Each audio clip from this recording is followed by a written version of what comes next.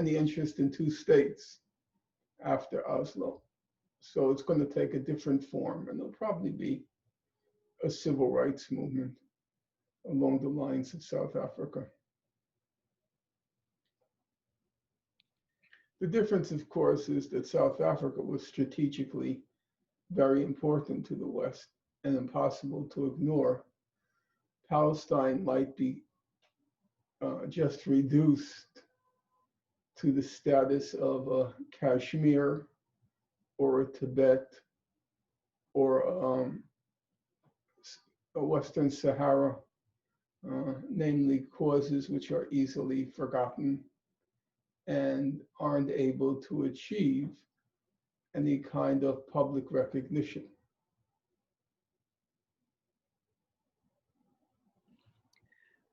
If I could just ask like a quick follow-up to that. When you say that the Palestinian cause is like essentially dead in the Middle East partly because the Arab regimes are now openly aligning with Israel, and as you say, there are so many humanitarian catastrophes all over the region that it kind of dwarfs Palestine, so Palestine no longer has as much resonance. Would you say that the Palestinian cause still has the support, though, of like a different axis in the region, which is, I guess, the Iran-Hezbollah axis, which has now expanded to include like militias in Iraq and Yemen, which they at least rhetorically express support for Palestine? And well, so long as you qualify it by saying rhetorically support, I actually, at my point in life, I don't like to be naive about political leaders because it would reveal me to have not learned anything from my long experience with politics. But I actually believe in Sayed Nasrallah. He's an extremely smart guy. He's deadly serious.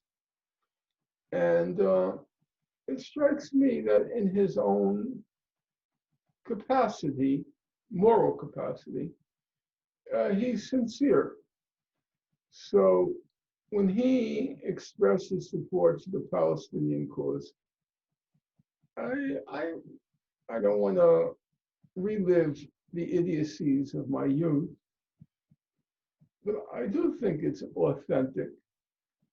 However, will it ever translate into real political power? My view is no. I mean, political power in terms of influencing the outcome of the Israel-Palestine conflict. My view is no. I can't see it. I could be proven wrong, but Iran doesn't feel popular pressure to support the Palestinians. Neither does Hezbollah. The Lebanese want out from wars. They've had enough wars, they want out. Whereas in the 1960s and 70s, the Arab world was really excited by the prospect of this little state resisting this monster state of Israel. I should say this little people, the Palestinians, resisting this monster state of Israel.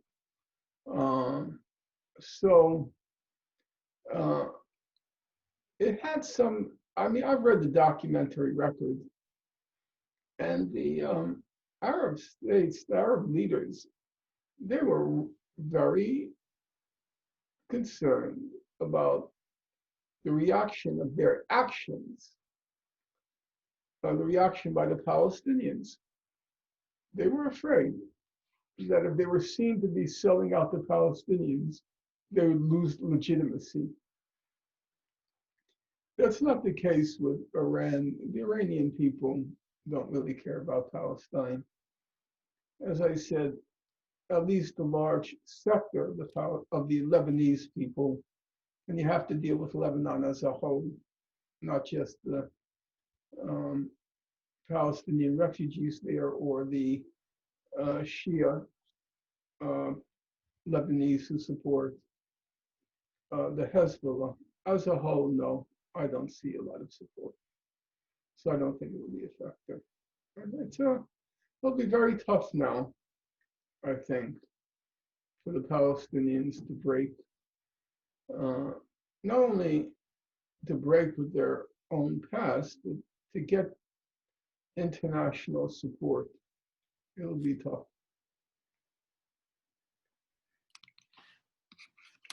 And then the second question is, in the West Bank, it seems like Israel has a clearly defined endgame, which is to incorporate valuable land into the greater Israel it's constructing, while keeping out the Palestinian population and imprisoning them in separated cantons.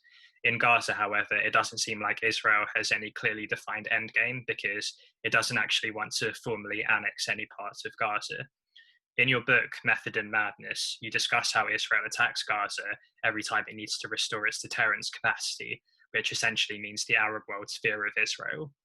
In your view, is Israel's endgame in Gaza simply to use the population as an eternal punching bag every time it needs to restore its deterrence capacity? Well, right now, Israel's goal is simply to prevail, to show that force works. And so they want to unseat Hamas and to put in power a pliable, reliable regime like the one they've established in the West Bank.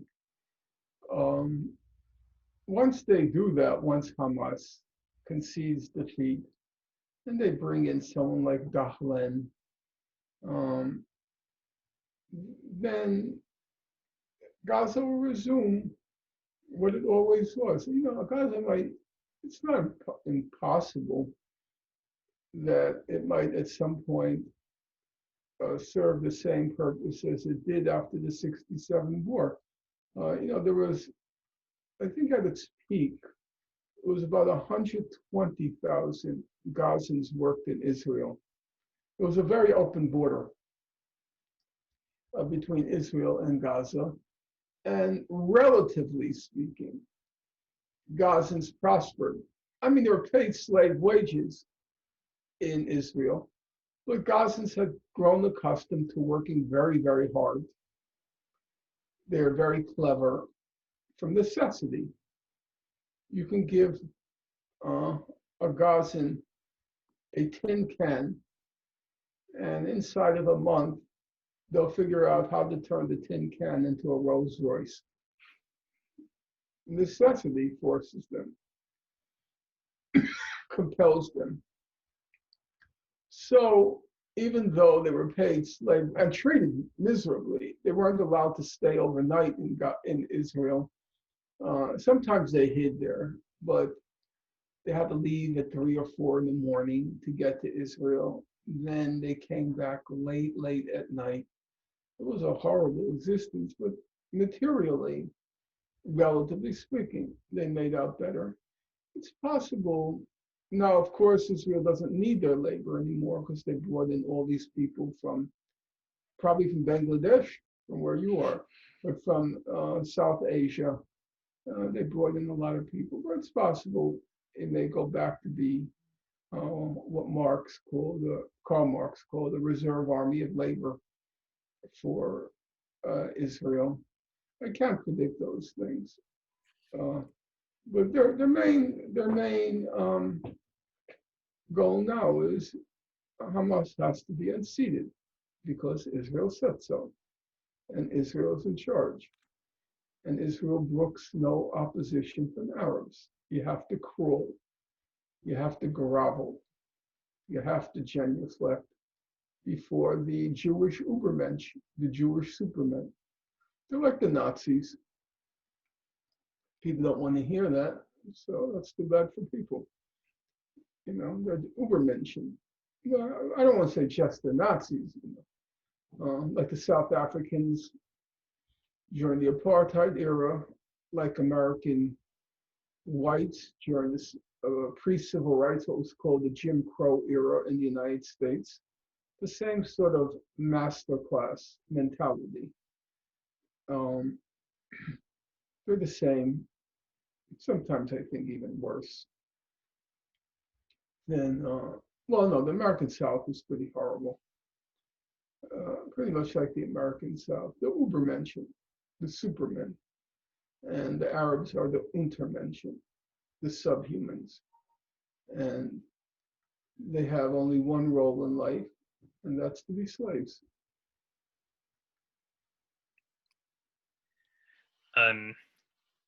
So the third question is, you've previously criticized elements of the Palestine solidarity movement in the West, and even some Palestinian activists themselves in both the West Bank and in the diaspora for ignoring the plight of people in Gaza, especially during the Great March of Return.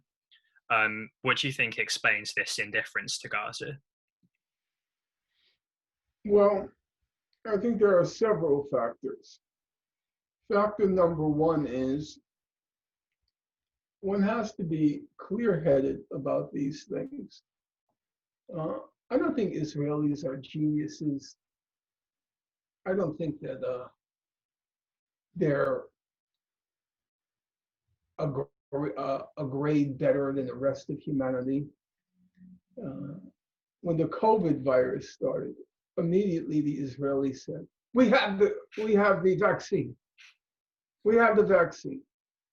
I had an Israeli friend who was telling me, "Well, you hear they have the vaccine." I said, "Oh, they're full of shit.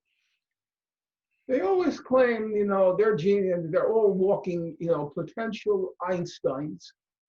All of them, they think. But on the other hand, there is to a certain extent, they learn lessons. They do in their own way. They study and they learn. I say this all as a long preface to, you have to admit, their strategy at Oslo, it worked perfectly. They put in power a collaborationist regime. They took a chance. They thought, we can convert the PLO. We can turn it into our tool.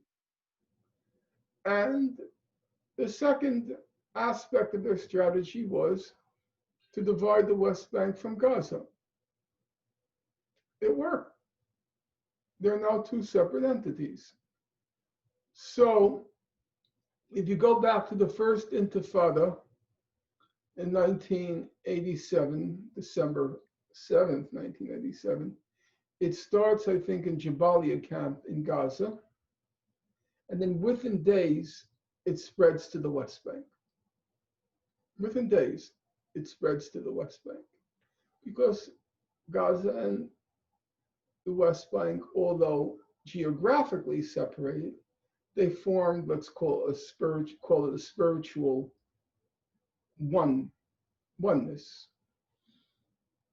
There was no reaction in the West Bank to the Great March of Return. Nobody cared. There's not only no reaction, no outrage, there was nothing. So the fact that there was no reaction among the Palestine solidarity movement was part and parcel of the fact that the Israeli strategy had succeeded. It had separated the Gaza from the West Bank. And you have to remember, and I'm sure you do know, most of the Palestine activists are secularists. They're very Western oriented. Most of them work for some NGO. They think resistance is tweeting on a website in Ramallah. If they send out enough tweets, they think they've done their resistance for the day, and then they go off to their cafes. And so they're very alienated from Gaza, which is still, so to speak, shrouded in religion and a certain amount of, let's call it, tradition and convention, non-Western. So they've internalized a lot of the Israeli/Western values and mindset. And so they didn't